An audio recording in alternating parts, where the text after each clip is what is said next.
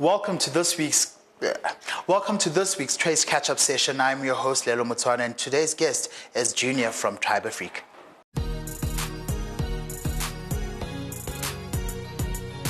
Mr. Junior, I do say welcome to Trace Catch-Up session. How are you doing, my good sir? I'm great, thank you. How are you doing, Lily? I'm awesome, man. Can't complain, you know. You look good, you look good. I know, right? I can hardly breathe, but, but I do look good, so that's fine. Thank you so much.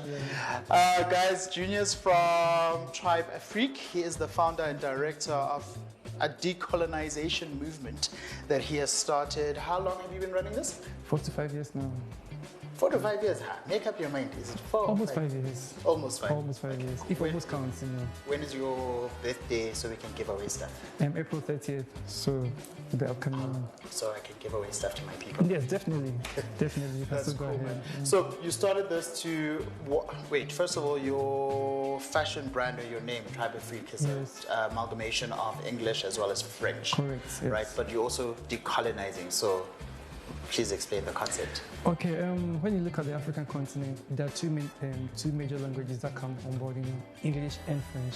So to create a sense of belonging, I try to incorporate both the English and the French. So the tribe coming from the English and then the Afrique coming from the French. So together, you know, it creates a sense of belonging. Wherever you are from on the continent, you can feel like, oh, it's Afrique, it's a bit French. Okay, then you feel like you belong to the brand. Yeah, so that was the idea behind it. So you're utilizing the princess language to decolonize. Unfortunately, we have to work.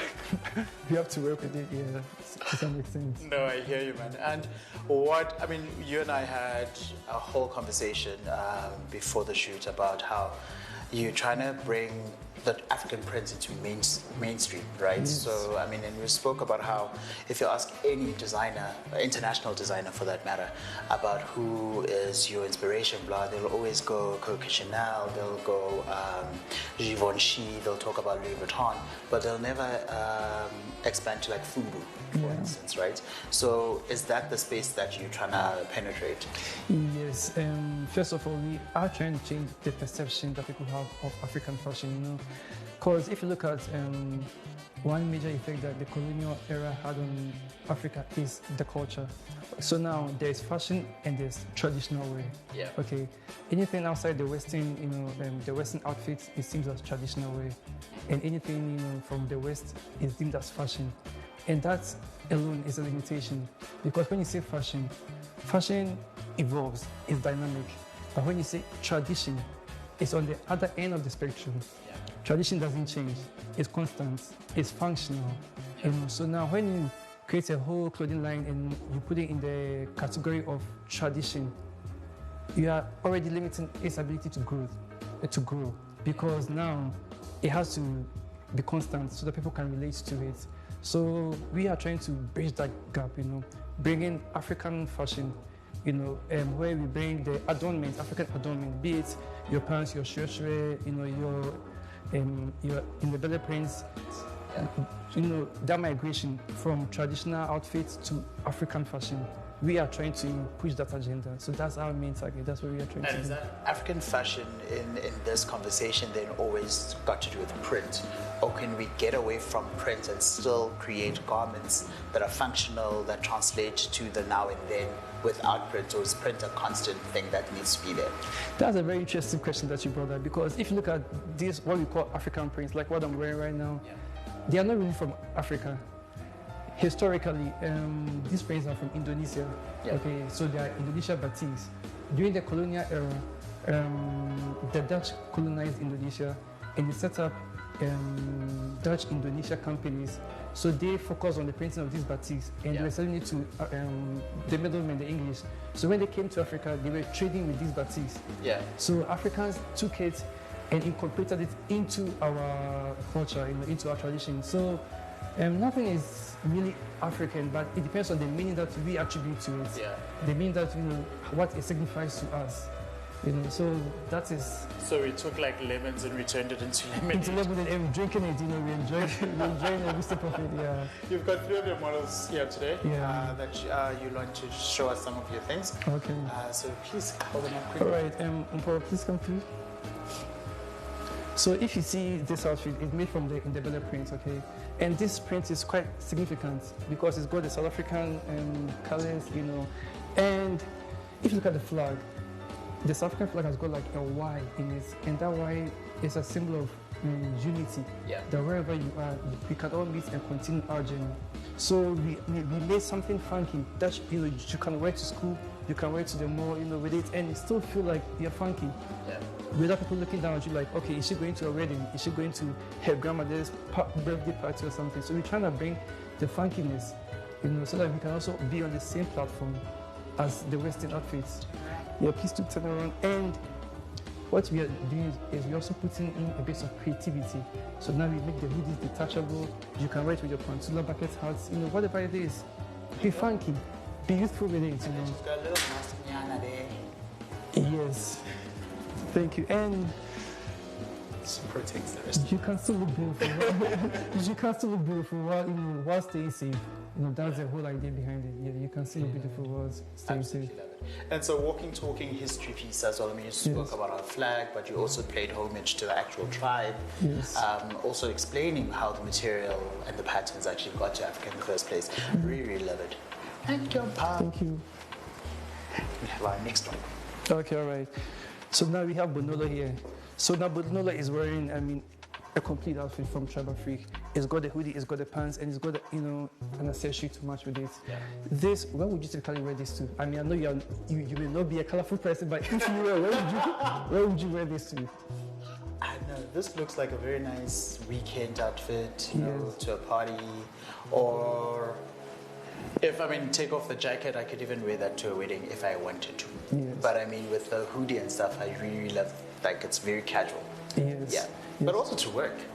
Thank you for bringing that point Yeah, up. actually To work because But I work at trade, so actually to work. that is the problem. That's also part of the colonialism. Because now imagine, if you look at the South African population, the working class alone is almost 10 million people. Yeah. If the government was to implement, let's say a suggestion that every corporate should allow the workers to wear an African outfit once a week, the normal person, there are 4 weeks in a month, right? So that person will probably have to buy 4 outfits. Now, multiply the 4 outfits by 10 million people. That is 40 million outfits being... Corporate South Africa does allow us to wear tribal wear. Twice a year. Twice a year, on Africa Month as well as Heritage Month. Whilst you wear corporates wear 5 times a week. I know, right? That is not fair. It really isn't. But I'm looking at that outfit now and I'm thinking you take away the jacket, you put it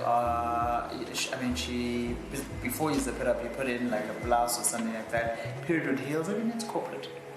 It is corporate, so that is why it would be very innovative for the government to help implement such measures, encourage the corporate world at least once a week. Wear an African outfit, as long as it doesn't kill anybody, it doesn't endanger anyone. Yes, every time we involve government, we end up with things like Pride Day. So when I don't think we should involve government, I think we should really introduce it to corporate and they books, they corporate blogs and things like that, where you guys have a conversation with those people, like those different people in corporates, like banks, for example, incorporating in the little chiffon things, like Nedbank likes dressing like it's an old age home, so ABSA with its Africanity. So I think this is where then, as fashion designers, you guys pitch these ideas to banks or to these corporates, like, hey man, how about you incorporate our look and feel? But the funny thing is, corporate South Africa takes the cue from the government. For example, look at Jerusalem. That was an interesting phase in our lives. Yes, but so they always take the cue from the government because they believe that once they take the cue from the government, it should probably come with some benefits or it will. But also, government took that from TikTok though, so we really can't attribute that success to globalization. They took that from TikTok. Yeah. So, but on a more serious note, just imagine what it would do to the fashion industry. 40 million outfits being sold. Yeah. For the corporate South Africa. Now that's just one side alone. Let's look at the school population. Okay, according to UCT, children between the ages of 7 to 17 years old of school-going age are between almost 11 million in South Africa. Yeah. Okay. Now imagine where, let's be innovative about it. You're allowed to choose to wear your Venda outfit, or your Zulu outfit to schools. What would you do to the black As child? in your cultural regalia, or you talk about the print? a more innovative Oh, approach okay, to, cool. the print, but then design instead of the school mufti, but a Venda mufti, a Zulu mufti, an Indebele mufti, Yeah. Imagine what it would do to the black child growing up, going to seek education, but wearing their cultural way. It goes a long Incorporating that way. identity It goes in a the long way. education. And then let's look at the financial aspect. If you have a child, how many uniforms are you going to buy for that child?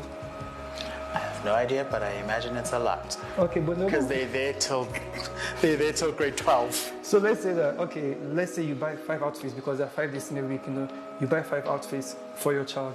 Now there are about 11 million, children. 5 outfits? 5 at least. Man, you get 3 school pants and you get 5 school shirts. At least, let's be fair. Let's be very, very, modest about it. Okay. 5 outfits for 11 million school children. That's 55 million outfits. Okay. And now imagine all that money being pumped into the South African fashion economy. That being pumped into the culture of South Africa. That's going to change the dynamics of fashion in the country.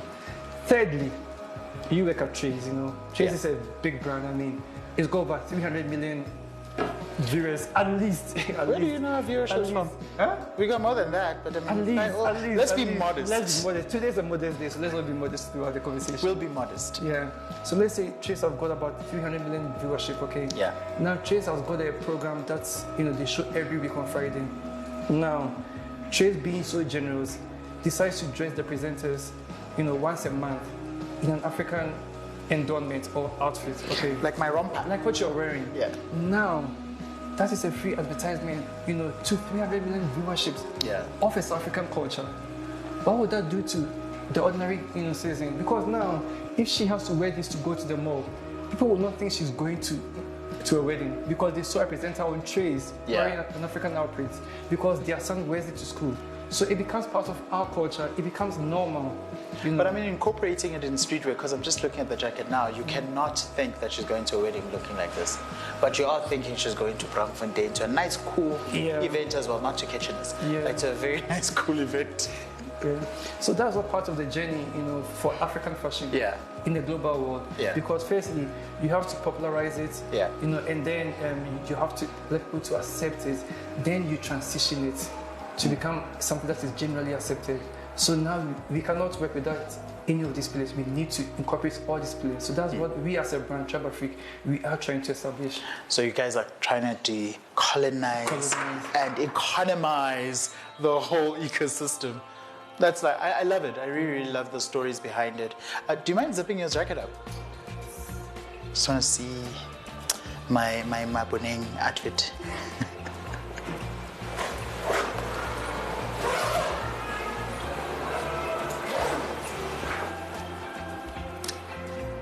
Nice, man, nice. But now she's funky. It's very funky. I just don't know where her mask is. No, but thank you so much. Yeah. Let's have the guy. Okay, so See now, what you have for the guys. But I mean, these are unisex, hey? yes, they are unisex. They are unisex.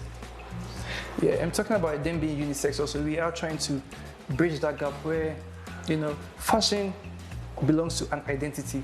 Okay, when you say you are fashionable, you can rock a skirt tomorrow, and it speaks to your personal identity. But if somebody wears a traditional outfit, it speaks to their tribe, it speaks to their culture.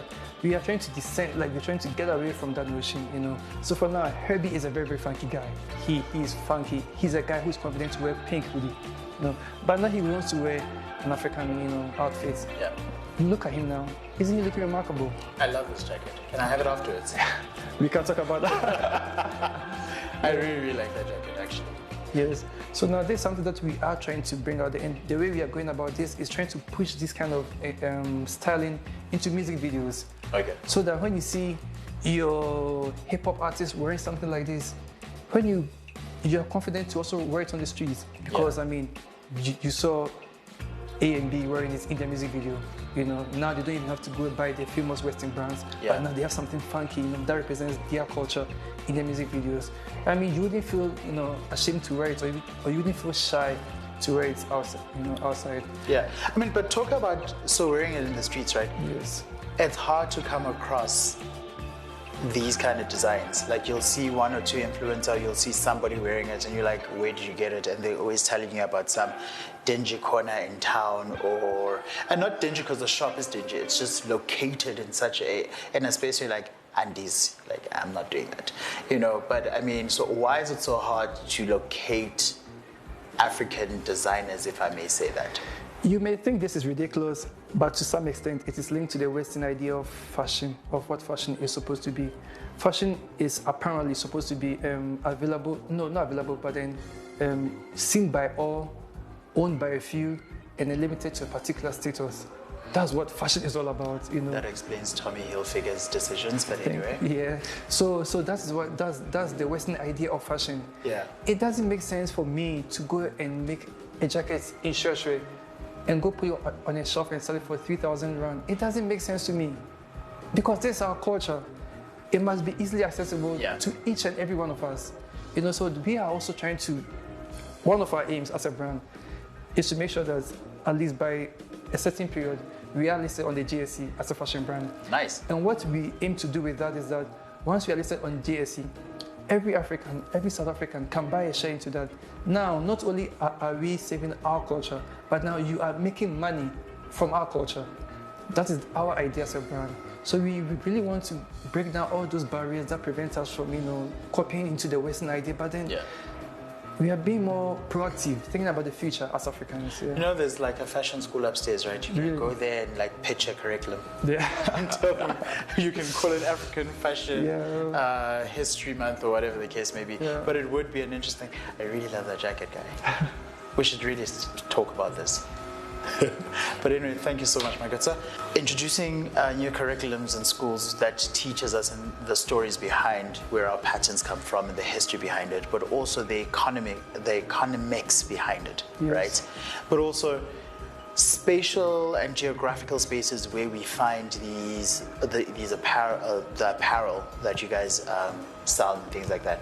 You saying it is a Western idea of fashion and things like that. But surely with a movement like that, you'd want to then invest in real estate where you can actually sell everything in a space where people can find you, right? So instead of being based in a niche boutique in 44 Stanley, you'd want to be in, I don't know, in a mall, like how Maklos has just moved into, what's this thing, Gomedrand? Mall of Africa? Mall of Africa, yes. So, I mean, wouldn't you want then to move into a space like that? Then again, the argument is always like mall rentals, blah, blah, blah. Then have a house here somewhere where people can find. I think what I'm trying to get at is accessibility. Yes. It's not accessible. Yes, and I hear your argument, but I'm just thinking, you've started this. Why is it still not accessible? Okay. I can also put the blame on us as fashion designers as well. Because when you talk about culture and tradition, one complaint that people always bring about is globalization. It's having effects on our culture, it's having effects on our tradition. But as designers, it's our duty to also see how we can use this globalization to help promote what we are doing. For example, let me give you an example. I mean, there are online shows, there are TikTok that you can use to promote your brand. And we are on Jumia, which is available in every country in Africa. We are on Ticketlots. We are an online shop. We deliver everywhere in the country. Yeah. So it's up to us to use globalization, the tools of globalization, the media, to help reach our markets, to help open ourselves up. Yeah. We don't have to be like a secret, untouchable, tradition, or we don't have to be. And it feels like that at the moment. I understand that. And it goes back to what you said, that it's meant to be seen, but a few is meant to own it. And it currently feels that way. It's like, love the bomber jacket, where can I get it? Some guy made it. It's like, okay, does this person have an online shop? And then you WhatsApp this person or you order this. No, I'll deliver in 5 days, 10 days later, I'm still waiting for the sleeve to be made. I mean, not in every case, but in a hyperbolic society, it's something like that. But then again, with global, I mean, you talk about globalization, we talk about global warming and things like that. How not economically, environmentally friendly as the material and the production of all these African prints? Is it are you guys cognizant of such things, of or we just like, to hell with that, I just want this pattern. And This reminds me of a joke one of my colleagues told me. So we were having a discussion about globalization, about materials, and the fashion industry. And he made a comment like, we Africans, we have too many problems to start thinking about globalization and global warming and all those issues. To some extent, it is true, but also if you want to survive in the future, you need to start thinking about this now. So we are also trying to come up with innovative ways, renewable technology. Yeah. That's, for example, a bomber jacket. We are trying to find ways to make it to save heat, so that it's generally warm when you wear it. Yeah. You don't have to put on your heat when you have your bomber jacket. We are not that advanced with technology, but the little that we can, we try our best to incorporate that to help us to contribute to the saving of the environment. Yeah. So you're cognizant of that, but you're like cognizant light. Yeah, you're trying. You will get there though. I'm being facetious. You will get there though. Yeah. No, man, thank you so much. Any parting words? So any parting words that you want to tell the viewers at home? No. Yes, what I would like to say is we want to contribute to the narration of African fashion on the continent, in the country, in our communities, and on individual basis. Yeah. We are because you are. We are Tribe Afrique because you decide to wear Tribe Afrique. We are Tribe Afrique because you believe in Tribe Afrique. Yeah. Because you see where we are trying to go. So you know what? Be proud of your culture. Be funky with it. Be creative with it. Rock it. Do whatever you want to do with it. Yeah. But just know that at the end of the day, it belongs to you. And if somebody wants to order a jacket, a bag, or any of your apparel today, where would they find you? We have an online store and we deliver to every single place in the country. No matter how rural you are, we can reach you. Actually, no, we need a name of the online store. You must tell us, where are we sending users? Yeah, okay, all right. So we do have an online shop, okay, which is Tribe Afrique. Yeah. Go onto Google, type in Tribe Afrique, it will pop up. Or you go to tribe-afrique.shop, it will pop up. Instagram, Tribe Afrique, you can actually shop from my Instagram page.